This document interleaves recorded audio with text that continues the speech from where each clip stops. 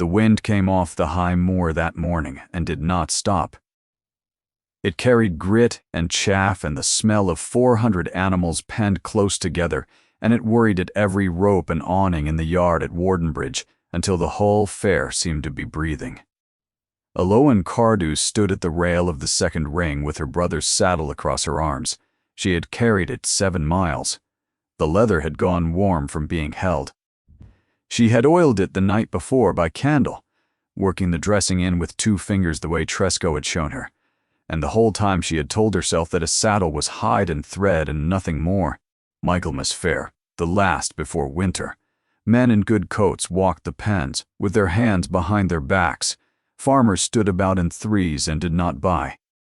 She was 20 years old, and she knew the price of every animal in that yard to within a shilling, because her father had never once in her life been able to pay it. She put her thumb on the seat where the leather had worn pale. 2 years of a young man's weight had done that, and nothing since. Then the scream came.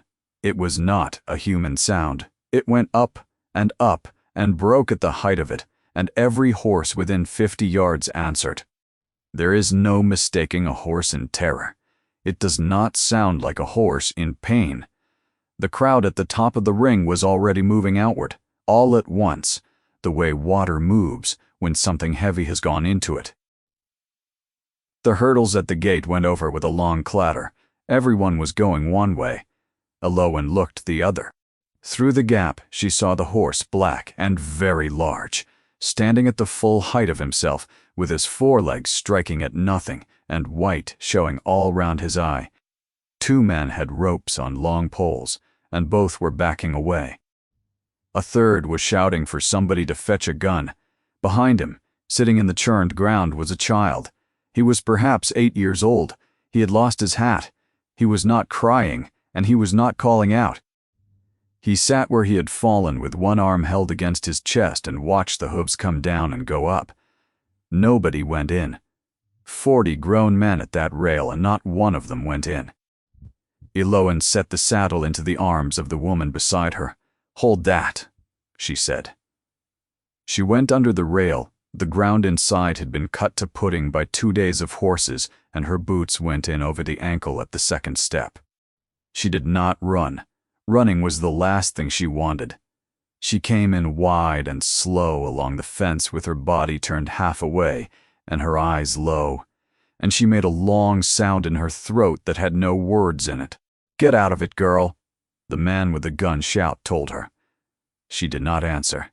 She was listening to the horse. He was not attacking.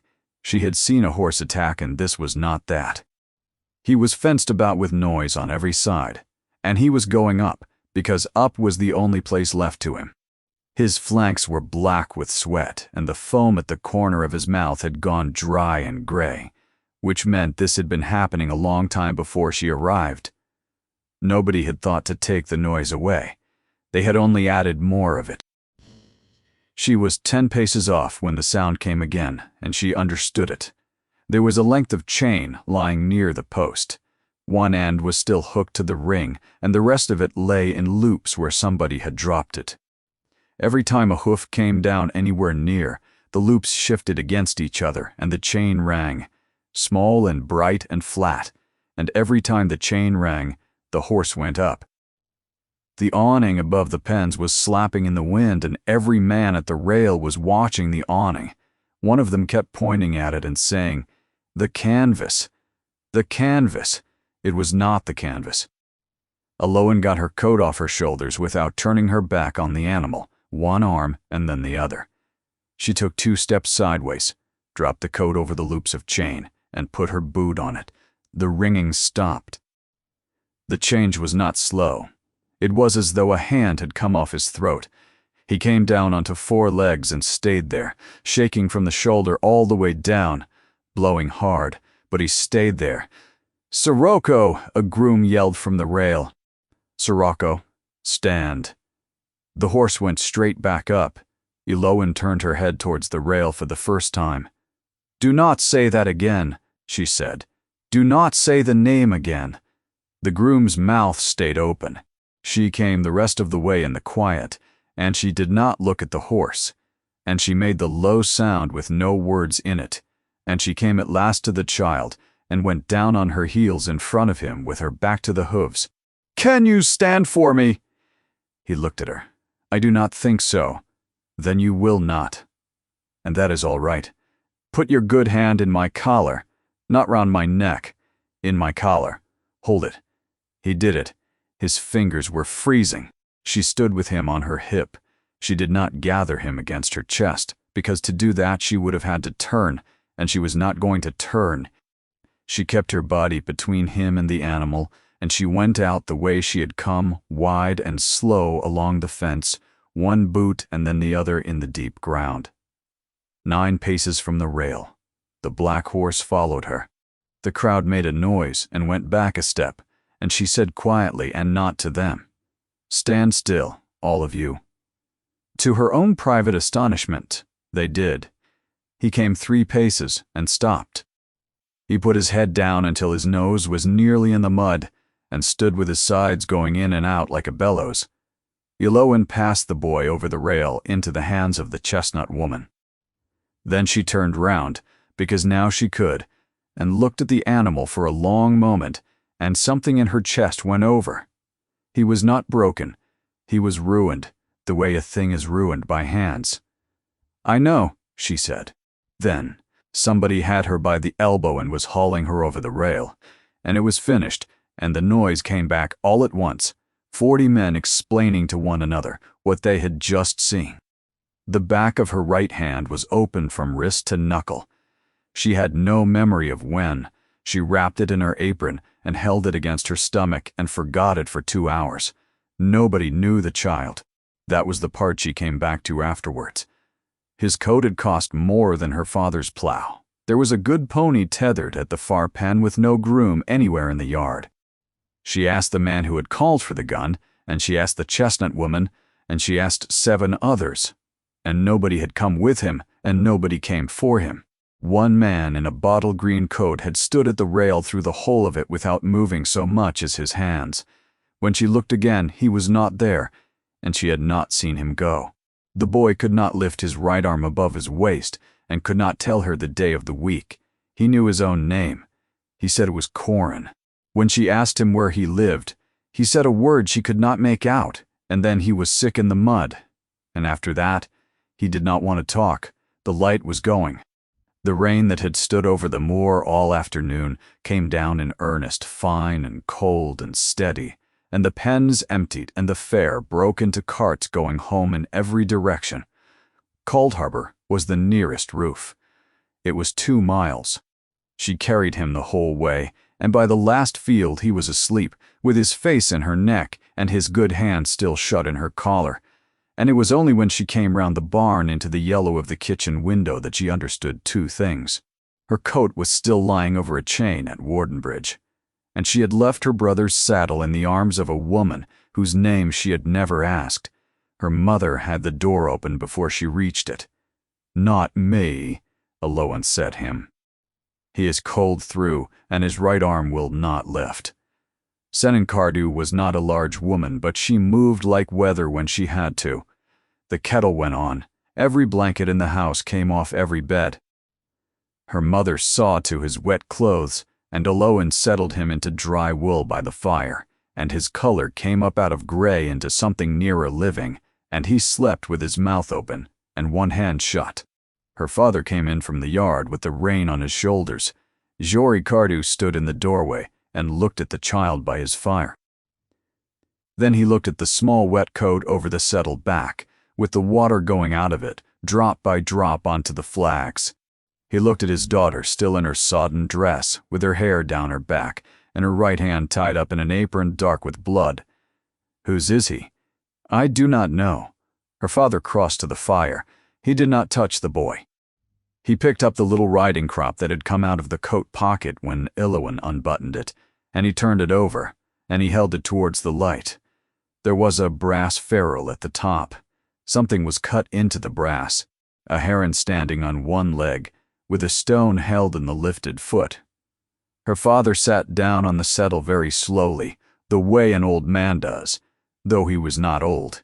"Jori," said her mother. "What?" "Caromir," he said. The rain came against the window in a handful. "That is the heron and the stone. That is Caromir." Aloan did not move at all. She heard her mother say the word again with a question in it, and she heard her father not answer. And under that she heard the child breathing by the fire, slow and even and warm and entirely unaware of himself. The Duke of Caromir, the man whose letter she had refused in the spring. She had never met him. That was the whole truth of it, and it stayed true however many times she turned it over that night. She had never stood in a room with the Duke of Caromir, and she had never seen his face. But in April, a letter had come to Cold Harbor on paper, heavy enough to stand up by itself, and it had not been written by him, and that was the part she had never been able to forgive. It had been written by his man of business. Her father read it twice at the same table before he said anything, and then he said, "God in heaven, Aloan," in a voice she had never heard him use. The Duke of Caromir wished to purchase a mare, not any mare. He wished to purchase Corenza. Corenza was 7 years old, and she was standing in the near barn at that moment with her nose in a manger, and she was the only thing of value that Tresco Cardew had left in the world. He had bought her as a yearling with money he did not have, and made her himself over 3 winters. He had refused good money for her twice and laughed both times. Then a gate he had checked 100 times went unchecked once, and he was carried into the kitchen at Cold Harbor on a hurdle, and he died in the front room 4 days later at 23 years old, with his mother holding his feet, because there was nothing else left to hold. That was 2 years past. Corenza was what remained of him. The sum in the letter was one Aloan made her father read aloud, because she did not believe her own eyes. It was enough to clear the mortgage entire, the mortgage and the creditors and the doctor, and to leave her mother in no want for the rest of her life. Her father put the paper down and pressed both hands over his face and made the sound of a man setting a weight on the ground. Then Aloan read the letter herself, properly in her own time. There was a phrase in the 3rd paragraph. The agent had inspected the animal in August, and his lordship was prepared to be generous notwithstanding, and the sum offered was considered ample for the residue of the late owner's stock. The residue. She read it 3 times to be certain of the word. She folded the letter along the crease already in it, and put it back under her father's hand and said, without raising her voice, "No." He asked her to say it again. She said it again. He asked whether she understood what she was refusing, and she said that she did.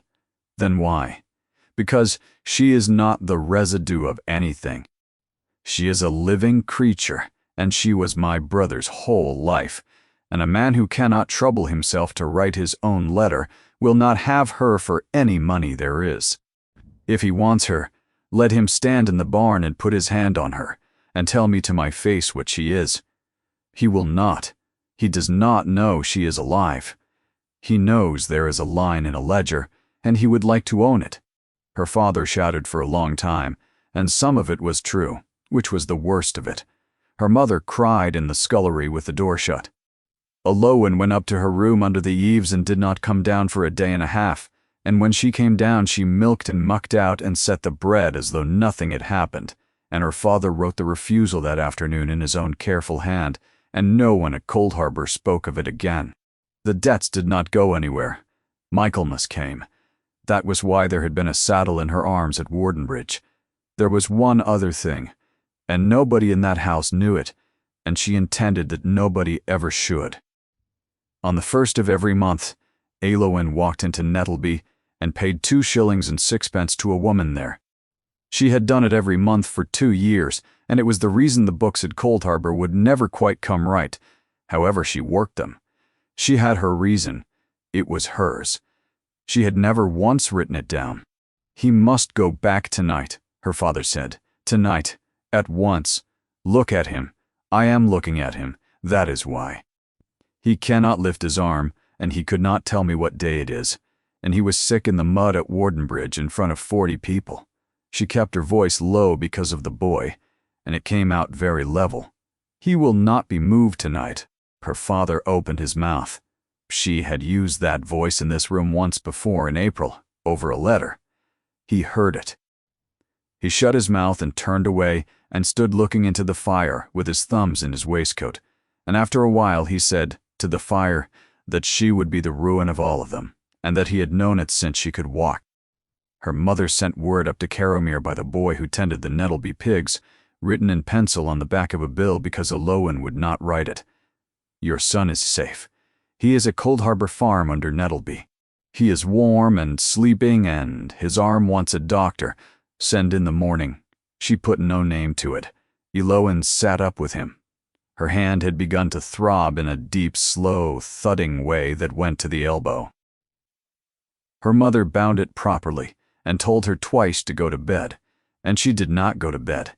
She sat in the low chair with a candle and watched the small ribs go up and down under the blanket and thought about how narrow all of it had been. She had gone to sell a saddle. She could not sell.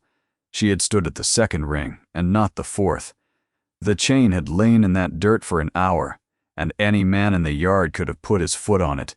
Alter one of those, and the boy was dead in the mud at Wardenbridge, and she would have heard of it in Nettleby 3 days after, and never known she had been 40 feet away. Then she thought about the other thing, and it kept her awake longer than the hand did. He had said one sentence to her on the walk home, once, into her collar. When she had believed him asleep, he had said, "Please do not tell my aunt." Out in the dark, hours off yet, on the far side of the moor road, a carriage was already being made ready. He did not send the carriage. Alowan heard him before it was properly light. One horse on the Nettleby lane, ridden hard on wet stone, and she knew from the sound that whoever was on that animal had been riding a long time and was not sparing him now. She had fallen asleep in the low chair with her bound hand in her lap. She was on her feet before she was awake. She got her face to the window. He came into the yard at a trot, and he was off before the horse had properly stopped. That was the first thing she knew about the Duke of Caromere. Not his height, which was ordinary, and not his face, which she could not see. He got down the way men get down who have done it 40,000 times and never thought about it, and his hand went to the animal's neck as he came away and stayed there half a second longer than it needed to. He was bareheaded in the rain. He had not stopped for a hat. His coat was mud past the knee, and there was mud-dried gray in his hair. Alowan turned from the window. "Papa, let me speak to him." Her father stood in the middle of his own kitchen with his hands hanging. He looked at his daughter, and she saw him understand more clearly than either of them liked. Exactly who was crossing his yard. "Do you know what you are about?" "No. But that child is in my mother's blankets and I have not slept, and I will speak to him." Her father opened the door. The Duke of Caromere stopped on the threshold and did not step through it. "May I come into your house?" It was not a courtesy. It was asked the way a man asks who has understood, somewhere on the road in the dark, that there is a thing here he does not own. "Come in," said her father. He came in, and the room got smaller. He brought the cold in with him, and the smell of wet wool and horses, and the sharp tar they use on hooves. His eyes went once round the kitchen and found the fire. "Where is he?" "There," Alowan said. He crossed in 3 strides and went down on one knee on the hearthstone. He did not gather the boy up. He did not speak to him. He put 2 fingers on the inside of the small wrist where it lay outside the blanket, and he found what he was looking for, and he kept them there. He kept them there far longer than any man needs to count a pulse. Alowan looked at the window because it seemed to her she was watching something she had not been given leave to watch. The boy stirred. "Papa, I am here. My arm is wrong. I know. There is a doctor coming behind me." Corin's eyes came open properly and went round the low dark room and found nothing they knew. And then they found Alowan by the window with her hair down and her hand wrapped, and the whole of his small face changed. "Papa, that is her." "Yes." She put her coat on the chain. He said it slowly, working to hold on to it. They were all shouting about the canvas. It was not the canvas. She put her coat on the chain and he came down. He shut his eyes. Nobody else went in. No, said his father. I have been told the boy was asleep again before he finished saying it. The Duke stayed where he was with his head down and his hand on the hearthstone. Senan Cardew, who had been twisting her apron into a rope by the scullery door, went out very quietly. Her husband followed her. Then it was the two of them, and a sleeping child, and the fire. He stood up. You have my thanks. You will have it properly when I am able. What is your name? Eloan Cardew. She watched it happen.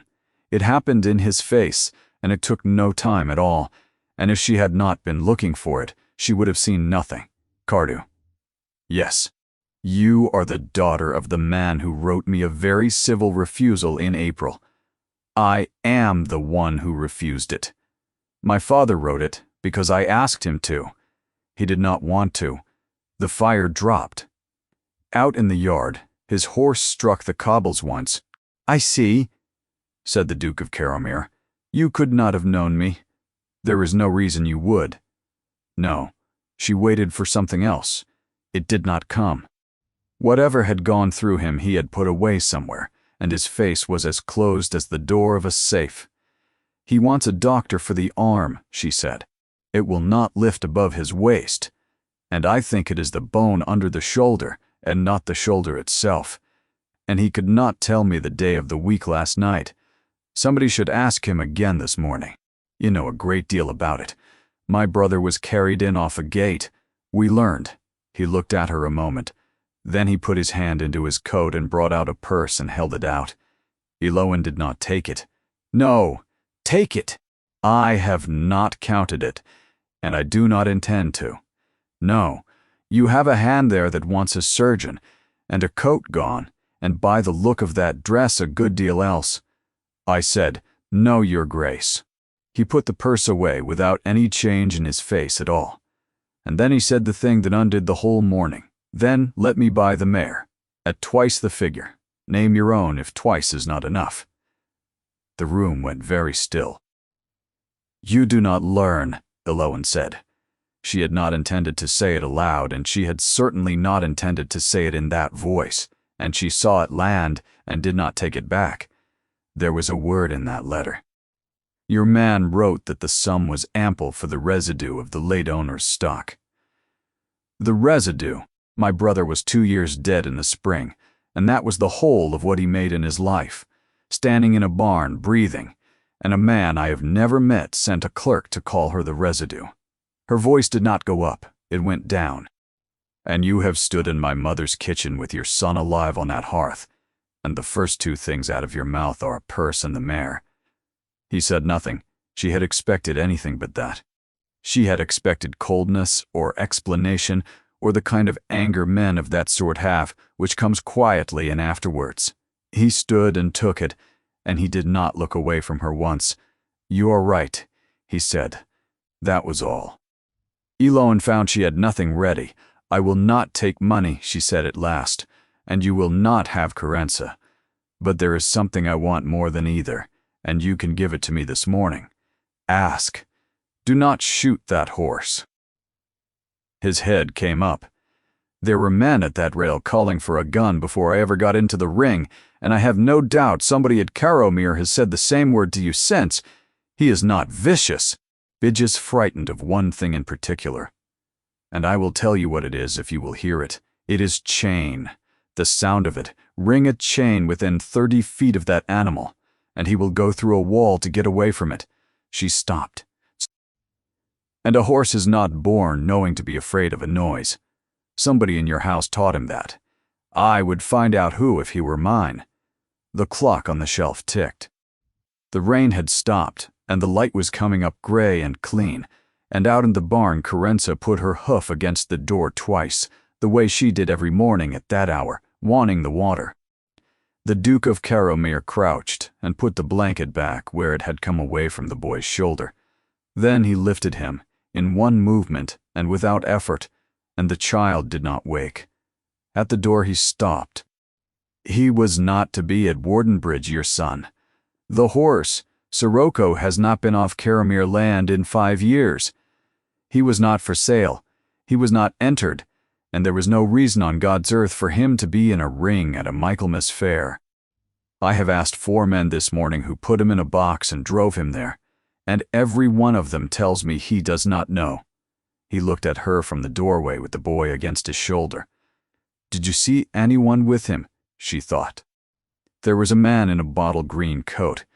He stood at the rail the whole time and he never moved his hands. When I looked for him after, he had gone, and I did not see him go. For the first time since he came into the house, something in the Duke of Caromere's face moved. Thank you. Good morning to you. And he was up and gone, and the gate was still swinging. Eloan did not sit down, and she did not shake. She went out through the wet grass in her stockinged feet, and got the barn door open and stood with her forehead against Carence's neck a long while, and the mare stood and let her, and chewed. 3 days went by. The doctor's gig came up the moor road and went down again, and came up and went down. Word got about Nettleby the way word does, and by the 3rd day, the version they told in the smithy had a name in it, and it was hers. Eloan went nowhere. Her hand had gone hot, and her mother poulticed it twice a day, and would not let her carry a bucket. On the 3rd afternoon, a cart came into the yard with 2 things in the back of it under a sack. One was her coat, brushed and dry, and smelling faintly of another house. The other was her brother's saddle. Somebody had taken every buckle down and oiled it, worked the tarnish off the irons, softened the girth straps with something better than she had ever afforded, and fed the worn seat until it was the color of the rest. There was a letter on top of it. Eloan turned it over and stood in the cold with her thumb on the seal. It was not the hand of a man of business. It was a bad hand, fast pressing too hard, not lifting the pen where it should have. It was his. Miss Cardew. The horse is alive. He is in a loose box with nothing of iron in it, and he will not be shot. You have my word, and you may hold me to it in front of whom you please. My son asks for you when he wakes, and again before he sleeps. He is 8 years old. He has decided this, and he will not be moved off it. I cannot make him stop asking, and I find I do not wish to. If you would come and let him say what he wants to say, I will send for you on any day you name. If you would rather not, tell the carter no and it is finished, and I shall not write to you again about it. I make you no offer of any kind. I understand now that I have made you 2, and that both were insults, and I will not make a 3rd. Caromere. She read it in the yard, then put it on the table in front of her mother, and stood at the window with her back to the room.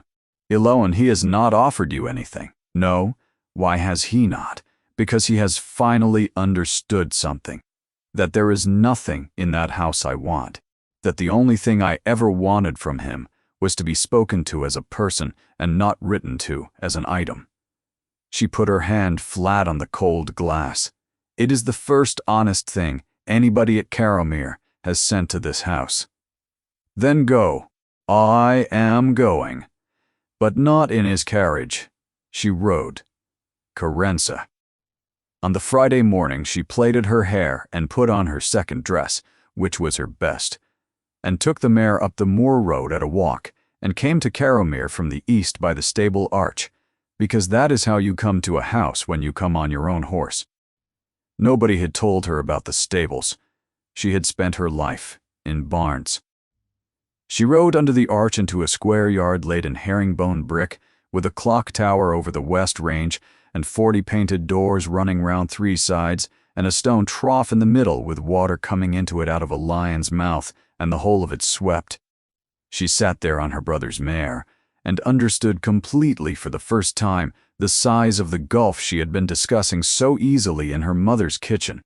She had prepared herself for marble and paintings, and a servant who would not look at her. It was the stables that did it. They beat her in the one place on earth where she had believed she could not be beaten. A gray-haired man came out of the west range wiping his hands. Miss Cardew, Hesketh head groom. He looked at Carence, and then at her rather differently, and put his hand out for the rein. I will take her. She is a very good mare. She is. I know what she is, said Hesketh. I looked at her in August. Alowan got down and gave him the rein and said nothing at all, and the old man's mouth tightened as though he had heard the thing she had not said, and he led the mare away. They took her up through the house, and it was as she had imagined, and none of it touched her, because the stables had already done the work. Corin was in a bed big enough for 3 of him, with his right arm strapped across his chest and an untouched tray on a stand beside him. You came. Nobody believed me. He tried to sit up and could not manage it with the one arm. They have all been lying to me since yesterday. I asked nurse and I asked the doctor, and every one of them said a different thing, which is how you know. Is he dead? Is Sirocco dead? Papa will not say, and he always says. Alowan sat down on the edge of the bed. No, he is alive in a box with nothing made of iron in it, and he has not been shot, and your father has given me his word in writing that he will not be. I have the letter at home in a drawer. Corin looked at her. You are not lying, no. And if he dies, I will come and tell you that too. The boy let his head go back on the pillow, and let out a breath that seemed far too big to have been inside him. Then, without appearing to notice he was doing it, he reached over with his good hand and took a piece of bread off the tray and ate it. Then he ate the egg. She did not say one word about the tray. My aunt is coming on Tuesday, he said with his mouth full. Aunt Drusilla, she writes to say when she is coming, and then she comes and puts things right. Does she? Yes. Why were you at the fair? Alowan said. You have not told anybody, have you? The change in him was immediate and complete. He looked down at the counterpane and began to pleat it with 2 fingers. Somebody said Sirocco was to be sold at Wardenbridge, and that he would be gone by the Friday, so I went to say goodbye to him. Who said it? I cannot tell you. I promised. Papa says a promise is a promise, even when it turns out to be a stupid one. She let it go. She was not going to be the one who took a promise off an 8-year-old on a Friday morning. She read to him out of a book he chose, and he was asleep inside 20 minutes with his mouth open, and she sat on a while in case he woke. The curtains were drawn against the light, and the window had gone black as a pond, and it was in the glass of it that she saw him. He was standing in the doorway behind her. He had been standing there some time. She never afterwards found out how long. She did not turn round. She sat and looked at the black window, and at the reflection of the man in the door, and the man in the door was not looking at the boy in the bed. Then a board went under his weight, and she stood, and he said quietly, Do not wake him. They went out into the passage. He has eaten, he said. He has eaten nothing since Wednesday. 2 doctors, 3 women, and myself. He looked at the closed door. What did you do? I told him the truth about the horse. That is all any of you had to do. The Duke of Carlmere stood in his own passage and absorbed that, and she watched him do it. Come with me. He took her down a back way and out through a door she would never have found, and across the herringbone yard in the last of the light, to a box standing on its own, with the top door hooked open. There was no iron anywhere on it. Somebody had taken the bolt off, and put a wooden bar and a leather strap in its place, and the strap was new. He will not have anybody in there. Hesketh has been in twice, and got out fast. I am not going to let you go in. Lowen was already unlatching the strap. She stood inside the door a good while and did not go further, and she let him come to her in his own time, and he took the whole of it, and at last there was a black head against her shoulder in the dark, and a great deal of hot breath going through her plait. She put her palm up along his face and moved it slowly under the cheekbone and behind the jaw, the way you do when you are looking for nothing in particular. Then she stopped. There was a ridge under the hair. It ran from beneath the near cheekbone back and down behind the jawbone, hard and smooth and old, in a line too straight and too even to have been made by any accident in a field. She stood in the dark with her hand on it, and did not move at all. And behind her in the doorway the Duke of Carlmere said, What is it? Come here, and put your hand where mine is, Alowan said. He did not argue. He came in past her slowly, and the horse threw his head and went back 2 steps and stood, and she talked him down again with a sound that had no words in it, and then she took the Duke of Caromir's wrist in her bandaged hand and laid his palm flat against the animal's jaw. She felt the moment he found it. "That is not a kick," she said. "A kick is a star. That is a line. It goes under the jaw and up both sides. And if you follow it, you will find it comes out behind the ears. And it is old, and there is a second one under it that healed crooked, which means it was done and let heal and done again." "What did it?" "A chain over the nose and under the jaw buckled tight, and a man on the end of it." She took her hand away. "It is a way of handling a horse that will not be handled. It works the way anything works when it hurts enough. And it takes months to leave a mark like that, your grace, which means it was not one bad afternoon with a frightened groom. Somebody did it to him on purpose over a winter, and somebody else did not notice, and that second person is who I am talking to." The stallion breathed on them both in the dark. The Duke of Caromir took his hand off the horse's face and looked at it, turning it over as though it were a thing he had been handed and did not want. "Come out of there," he said. "Come where there is a light." The harness room was at the end of the west range, and there was a stove in it, with a kettle standing on the plate. He shut the door with his heel. He took 2 cups off a shelf, and he lifted the kettle himself, and he made her something hot with a scrape of honey in it out of a jar the grooms kept.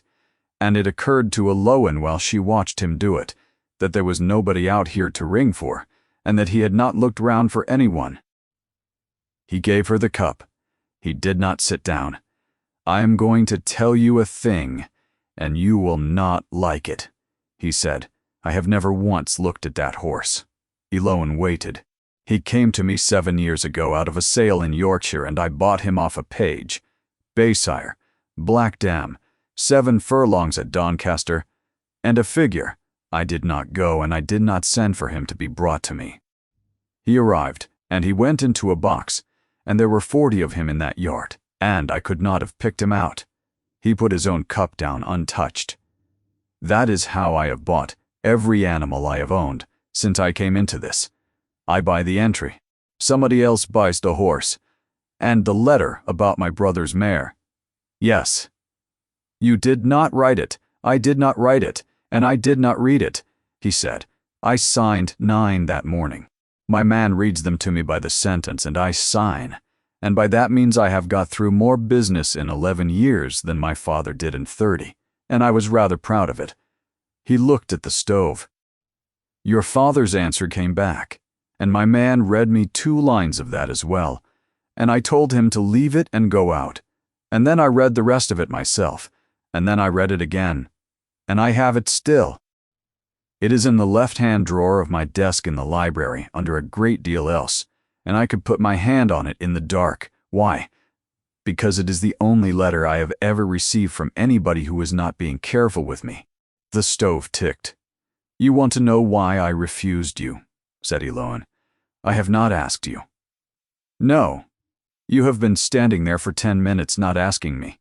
She turned the cup round in her hands. "When I was 9, my father sold a mare called Bettany. She was nothing.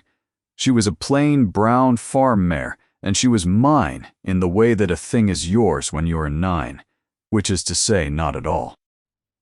There was a bad year and a bill, and she went to a dealer out of Wardenbridge for £11. Go on. The dealer sent a man for her, and the man put a chain over her nose because she would not go up the ramp. He put it over her nose and under her jaw, and he took her out of our yard with it, and she was screaming, and my father stood at the door of the barn and watched and did not stop him because we had taken the money. She looked up. I was in the loft. I have never told anybody that I was in the loft. He said nothing at all. So when your man wrote the word residue, she said, I did not read a rude word in a letter. I heard a chain in a yard. That is the whole of it. When a living thing becomes a figure on a page, somebody always comes for it with a chain, and it is never the man who wrote the figure who has to hold the other end. He did not defend himself, and he did not explain, and he did not apologize. She thought about that for weeks afterwards, because she had never met a man who could be told a thing and simply allow it to be true. "I will find out who did it," he said at last. "Yes, not to satisfy you. I want that understood. If I find him, I will turn him off without a character, and I will do it whether you ever come up this road again or not." "I know," said Eloan. "That is the only reason I told you." She set the cup on the shelf and got her cloak off the peg where she had hung it, and it was while she was reaching up for it that she saw the wall. There was a great deal on that wall. Head collars and lunge reins and a driving whip and a nosebag and 30 years of straps hanging where it had always hung.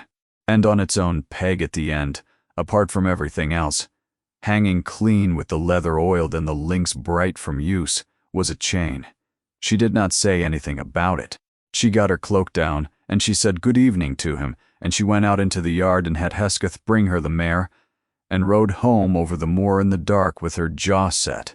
He rode on the Monday. The letter asked her to come twice in the week to the horse. It said she might name what she wanted for it. It said that if she would rather not come, he would understand it, and there would be an end, and that she was to write the one word and no more, and that he would not ask her again. She wrote back that she wanted no money. She wanted 2 things. She wanted the chain in the harness room, burned in the yard where the grooms could watch it, and she wanted Hesketh kept out of the far box. Both were done inside 2 days. Nobody was told why. So, she went up on Tuesdays and Fridays through November, and she stood in that box for an hour at a time, doing almost nothing, and the horse came to her a little sooner each week, and in between he wrote. The first letters were reports, laid out like a stud book. The animal took hay from the hand on Thursday. The animal permitted the near 4 to be lifted on Saturday and struck out on Sunday. She could see him keeping himself to the facts the way a man keeps to a wall in the dark. Then in the 3rd week he wrote 4 lines about a barn owl that had got into the clock tower and would not be got out, and how the whole West Range had stopped work to watch 2 men fail to catch it, and how he had found that he did not want it caught. She wrote back about her father's dog, who had taught herself to lift the dairy latch with her nose and had been at the cream twice, and who lay in front of the fire every evening with an expression of innocence that nobody in the house believed. After that, they were not reports. He wrote about a book he had begun 3 times and could not finish. He wrote about the frost on the inside of the library window and about how his father had never allowed a fire in that room. He wrote once, briefly, that Corin's arm had come out of the strap and that he had gone up the back stairs 2 at a time like something let out of a box, and that the noise in the house was intolerable and that he was glad of it. She wrote about the bread in the moor and the price of feed. She wrote about a heron that stood in the flooded corner of the lower field every morning at the same hour on one leg, entirely still, for as long as she cared to watch it. She never wrote about money. He never mentioned it. That subject had been shut, and both of them left it shut. By the 2nd week of December she knew his hand across a room. She knew the sound the paper made. She had begun to know, on a Thursday, that there would be one on the Friday, and to be wrong about it once in every 3 or 4, and to mind, there were 14 of them in the drawer by Christmas. She stopped counting after that, and she was perfectly clear with herself about why she had stopped, which was that a woman who counts letters has already answered a question that nobody has asked her. She knew what she was, and she knew what he was. He had bound himself in writing not to make her a 3rd offer, and she had read that sentence enough times to know he meant it, and enough times to know she had made him mean it. What they had was a sick boy and a ruined horse, and a Tuesday and a Friday, and it was more than she had ever had, and it would go on until it stopped. She had that entire argument out with herself on the moor road in the 2nd week of January, and she won it, and she rode into the yard at Cold Harbor perfectly settled in her mind. There was a carriage standing in it. It was not his. Lady Drusilla Skeffington was sitting in Senan Cardew's kitchen with her back to the fire, and she had been given the good chair, and she had taken off her gloves and laid them side by side on the table. She was a small woman. That was the first surprise. She was small and very upright, and she was dressed in black, of a quality that made the room look worse than it was, and she had been in black for her brother's wife these 5 years, and had never come out of it. "Miss Cardew, your mother has been very civil to me, and I have asked her to leave us, and she has done it, which I think shows sense. Sit down." Elowen sat down on her own side of her own table. "I am not going to be unpleasant to you," said Lady Drusilla. "I have no talent for it, and it accomplishes nothing. I am going to tell you a number of true things, and then I am going to go away. Are you able to listen without becoming emotional?" "I expect so. Good." She folded her hands. "First, you believe that what is being said about you in this county is that you are a brave girl who went into a ring at Wardenbridge." "That was true for about a fortnight. It is now being said that you were at that fair to sell a saddle you could not sell, that your family has a mortgage falling due in June, and that within a month of pulling my nephew out of the mud you were riding up to Carrowmere twice a week. I do not say anybody believes the worst of it. I say the shape of it is now available to anybody who wants it, and shapes of that kind do not come apart." "That is true," said Elowen. "Second, you cannot do the work. I do not mean the household. Any competent woman learns a household.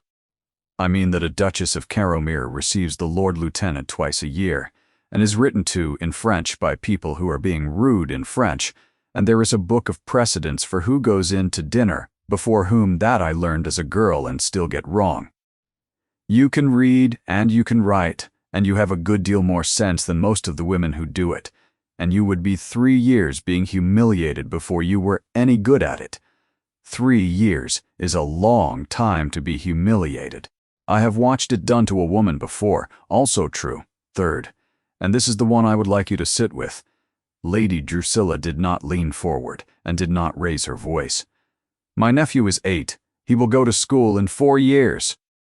Boys at that school will know, because their mothers will have written to them, that his father's second wife came off a farm at Nettleby. They will not be cruel to his face. They will be cruel about 6 feet behind it for 6 years, and he will hear all of it, and he will love you, and he will therefore not be able to tell you any of it. You will have done that to him, not his father. You." The fire moved. Elowen kept her hands flat on the table because she had discovered that they wanted to close. "Have you finished?" "No. There is one more, and it is not an argument, it is a courtesy." Lady Drusilla put one finger on the edge of the table. "I have paid your father's mortgage." Elowen did not move. "I have written to the bank at Wardenbridge, and it is done, and the papers will come to him this week, and there is no condition on it of any kind, and I have not put my name to it. Before you say anything to me, understand that I have not bought you because you were not for sale, and I never thought you were. I have removed the only thing in this business that made you look purchasable. Whatever you do after this, nobody will be able to say you did it for a farm." The room was very quiet. "Why?" said Elowen. "Because I have had a great deal of practice at being the person who arranges things, and it is the only skill I have got." She drew her gloves towards her across the table. "And there is one thing more which I tell you plainly rather than let you find out that I know it. I have had inquiries made about you. You pay 2 shillings and 6 on the 1st of the month to a woman in Nettleby, and you have done it for 2 years, and your father does not know, and I do not know why, and I have not the smallest interest in knowing. I tell you so that you understand what a person in my position can find out in 9 days. Somebody less scrupulous than I am will find it too, and they will not come and sit in your kitchen and tell you about it." Elowen looked at her for a long moment. "May I ask you something?" "You may." "You made your brother's marriage." Lady Drusilla's hand stopped. "I did. Was she happy?" The old woman sat in the good chair by the fire at Cold Harbor and did not answer for what seemed to Elowen a very long time. "No," she said. "She was not." It was not what Aloan had expected, and it took the ground out from under her entirely. She was not unhappy in the way that people mean. Lady Drusilla said, "My brother was never unkind to her. He was never anything to her. He was 22, and he had just come into it, and he did not know that a wife was a person you spoke to, and nobody had ever told him, and she was too well brought up to tell him herself. So she wrote. She wrote a great deal, and she wrote alone, and she was extremely good at it. And one morning in October, she was not. Her chin came up. I chose her out of 9. On paper, it was the best match made in this county in 50 years. I have had 5 years to think about paper, Miss Cardew, and that is why I am in your mother's kitchen. And if you imagine I have come here out of pride in my family, you have not been listening to me at all." Aloan found that her eyes were stinging, and she put a stop to it. "Then you will understand what I am going to say." "I doubt it. Say it." "Pay the mortgage," said Aloan. "I will not tell you to keep your money, because it is not mine to refuse, and there is a man in this house who has not slept a whole night through in 2 years, and I am not going to buy myself a clean conscience with his sleep. Pay all of it. And understand that you have bought nothing, because I have never once been for sale. And after this week, I shall not even be poor enough for anybody to pretend otherwise. And my brother. Your brother has given me his word in writing that he will not make me another offer, and he keeps his word. And so there is nothing for you to prevent." Aloan stood up. "You have told me the truth, and I am obliged to you for it, and I do not think you are wrong about very much. But you are wrong about one thing this afternoon, and I will tell you which. You said you had removed the only thing that made me look purchasable. You had not. You had removed the only thing that made me look like a reason. There is a difference, and it is the whole of my life, and I do not expect you to see it." Lady Drusilla Skeffington drew on her gloves finger by finger.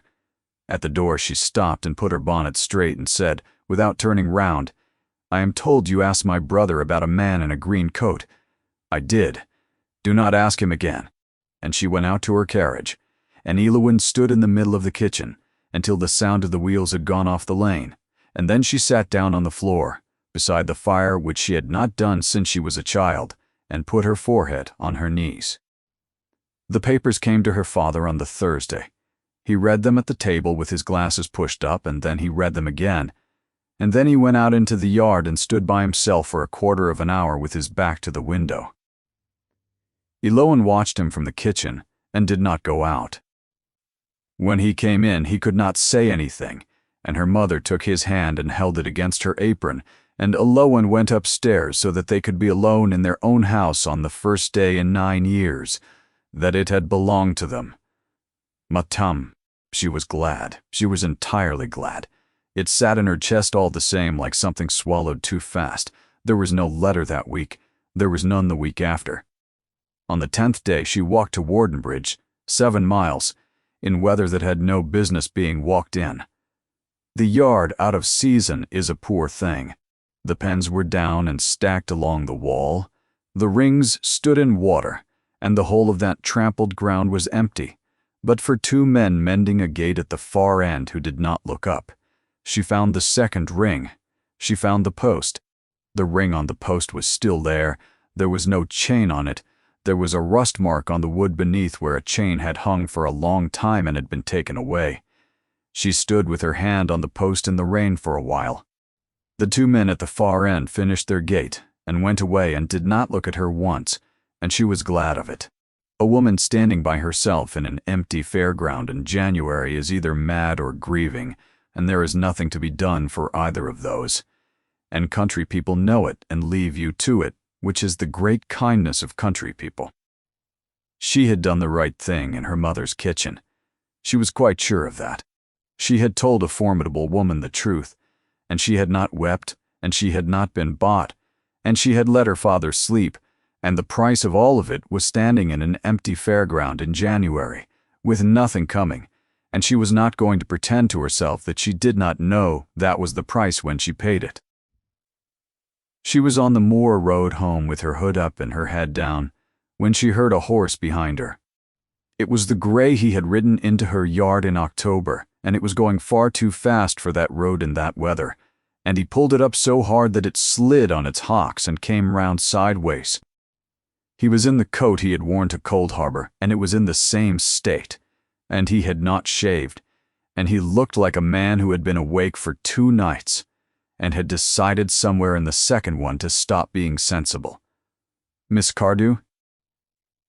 "Your Grace, I have found him," he said. She stood still in the road. "There was a chain in the harness room, and you saw it, and you said nothing to me about it, and I saw you see it," said the Duke of Caromere. "And I burned it in the yard because you asked me to, and not because I understood you. Then I turned that yard over. It took me 9 days. Hesketh has been head groom at Caromere since I was 14 years old, and he taught me to ride, and he has never in his life told me a lie. And when I put it to him on Tuesday morning, he told me the truth inside a minute and a half, and he is gone, and I did it myself, and I did not sit down while I did it.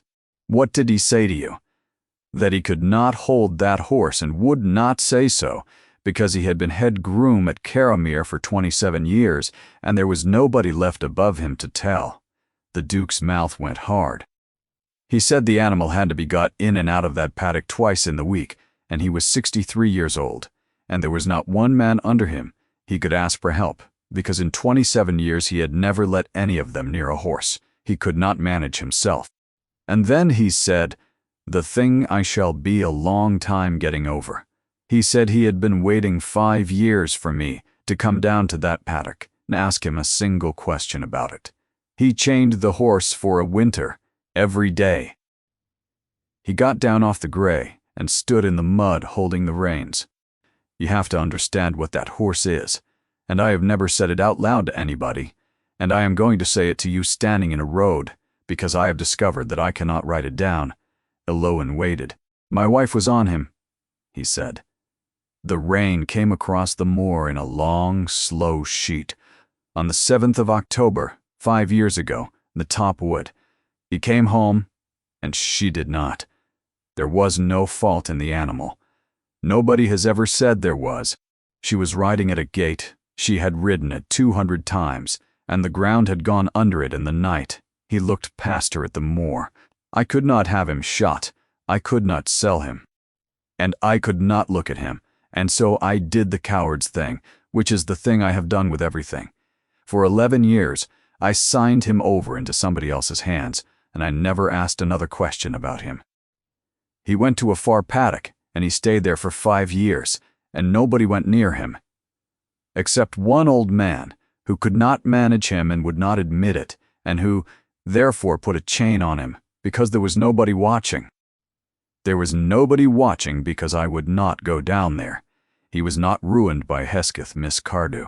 He was ruined by my not looking. And Whartonbridge, said Eloan, my sister, he said it flatly. She had a man make arrangements to have him taken up and sold on out of the county, quietly. She has been trying to get that animal off this land for 5 years, because she cannot walk past the box, and she is entitled to that, and she went about it the way she goes about everything, which is behind my back for my own good.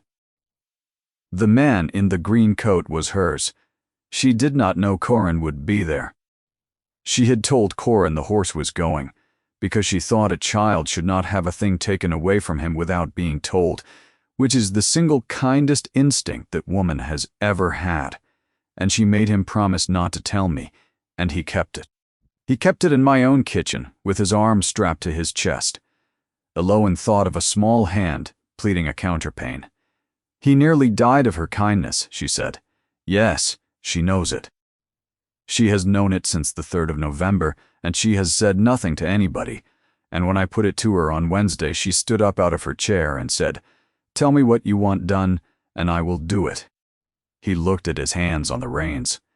I did not know until Wednesday that my sister was afraid of anything. The 2 horses stood nose to tail in the rain. "Why have you not written to me?" said Eloan. "Because I could not write you an honest letter, and I would not send you a dishonest one." He lifted his head. "I gave you my word in October. that I would not make you a third offer. I have not made you one, and I am not making you one now, and I want that perfectly clear, because I have thought about very little else for 12 days, and I will not have it said afterwards, by you or by me, that I got round it with a form of words. I came up this road to tell you what happened to that horse, and who did it and what I have done about it, because you are the only person alive who asked. That is all I came for. That is the whole of my business." He stopped. His jaw worked. "I will not stop writing to you," he said, "unless you tell me to." The rain ran off the edge of her hood. "Then I will say it," said Aloan, "because you have tied your own hands, and mine are free." He did not move. In April, I refused a letter from a man who did not know I was alive, and I was right, and I would do it again tomorrow. In October, I refused your money twice, and I was right about that too. And I have spent since November telling myself that what I was refusing all along was rank, because rank is a very comfortable thing to be refusing. It is not what I was refusing. She had to stop and start again. Your sister sat in my mother's kitchen in January and told me that your wife was never unhappy in the way people mean it, and that you were never unkind to her, and that you were never anything to her at all, and that she rode alone because there was nothing in that house worth staying in for. I have thought about that woman every day since. But she did not die of a title, and she did not die of a bad match on paper. She died because in 14 years, nobody ever asked her a question and waited to hear the end of the answer. You have asked me 11 questions since October, and you have waited every time, twice for the best part of a minute. And I have counted the letters in my drawer, and there are 19, and when there were none for 2 weeks, I walked 7 miles in the rain to stand in an empty fairground, and I was not standing there about a horse. The gray put its head down and pulled at a piece of grass, and nothing else in that road moved at all. "So," said Eloin Cardew, "you are bound, and I am not. If you were free to ask me, I would not answer you as I answered you in April. I have said it. You may do as you like with it." The Duke of Caromere stood in the mud on the moor road and looked at her without saying anything at all. "Then I am asking," he said, "and you may hold it against me for the rest of my life that I did ask. Not because you went into that ring. Any decent person would have gone into that ring, and precious few of them did. But that is not it. Not because my son cannot do without you, though he cannot, and I will not stand here and pretend that is no part of it. Not because your father's papers came on Thursday, which was my sister's doing, and none of mine, and which I am glad of, chiefly because it means there is now nothing left in this world that either of us could possibly be bought with." He took a breath. "Because I have written you 19 letters, and I have read yours until the folds have gone through. Because you told an 8-year-old boy the truth about a horse when 4 grown people had lied to him in a single afternoon. Because you put your hand on the face of an animal I have not been able to look at for 5 years, and found the thing I should have found, and told me it was my fault, and did it in a harness room with a cup in your hand. And because I am 41 years old, and I have never once been spoken to in the way that you speak to me, and I have discovered that I would rather be told the truth by you than be agreed with by anybody else living, will you marry me?" Eloin found that she could not speak. He did not step towards her. He pulled the glove off his right hand with his teeth, because his other hand had the reins in it, and he held the hand out flat, palm up, in the rain, and he waited. "It is how you offer your hand to a horse. You put it out, and you keep it still, and you do not reach, and the animal comes to it or does not, and either way you have not made it a liar." She put her hand in his. "Yes," she said. He shut his fingers round it and did not do anything else at all.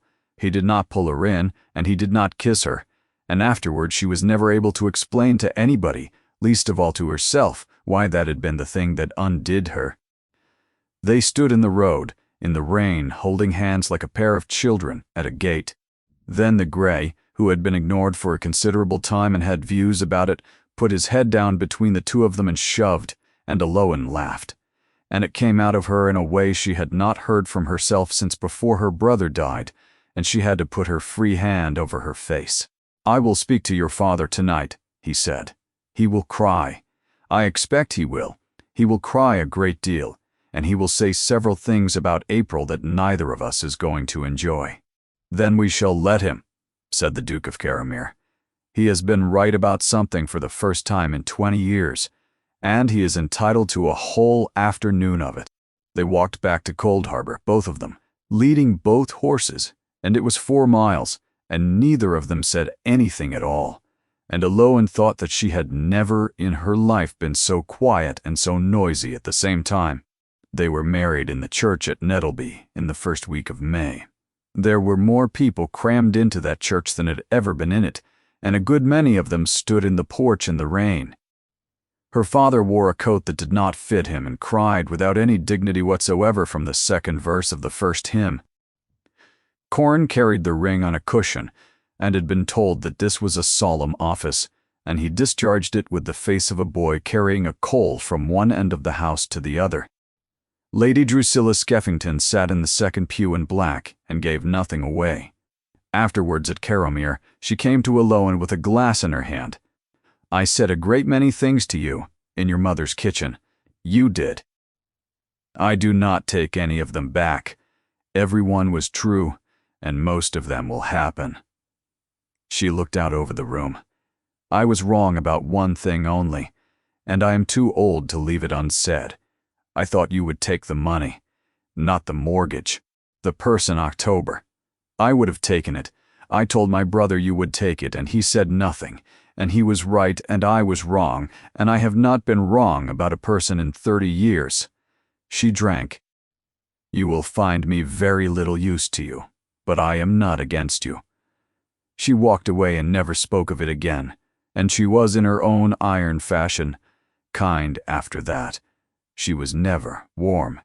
At the county assembly that autumn, a woman with a great deal of money and very little else called Eloan, the horse girl, meaning to be heard.